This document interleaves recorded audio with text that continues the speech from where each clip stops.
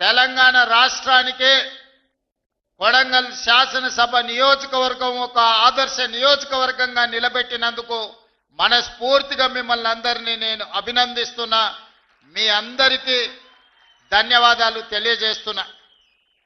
నేను ఎక్కడున్నా ఏ కార్యక్రమంలో ఉన్నా మిమ్మల్ని అందరినీ నిత్యం గమనిస్తూ మీకే సమస్య వచ్చినా అందుబాటులో ఉండి మీ సమస్యల్ని పరిష్కరించడానికి మా సోదరుడు తిరుపతి రెడ్డి గారిని మీకు అందుబాటులో పెట్టి నిరంతరం ఇక్కడ వచ్చే ప్రతి చిన్న సమస్యను కూడా పరిష్కరించడానికి మా కుటుంబం నుంచే ఒకరిని ప్రత్యేకంగా కేటాయించడం జరిగింది.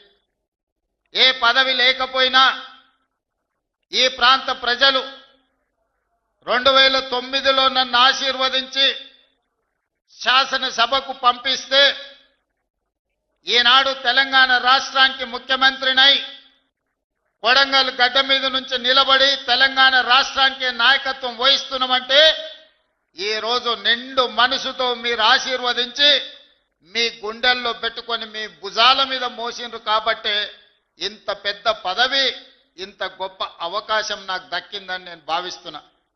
మిత్రులారా, చాలా మంది సర్పంచులు సమస్యల గురించి నాతో చెప్పాలని, చాలా వరకు సమస్యల పరిష్కారానికి నిధులు మంజూరైనా ఇంకా సమస్యలు ఉన్నాయి, మేము ఎంతో ఆశ పెట్టుకున్నాం, మీరు అండగా నిలబడతారని ఇప్పుడు ముఖ్యంగా మహిళా సర్పంచులు నా దృష్టికి తేవడం జరిగింది.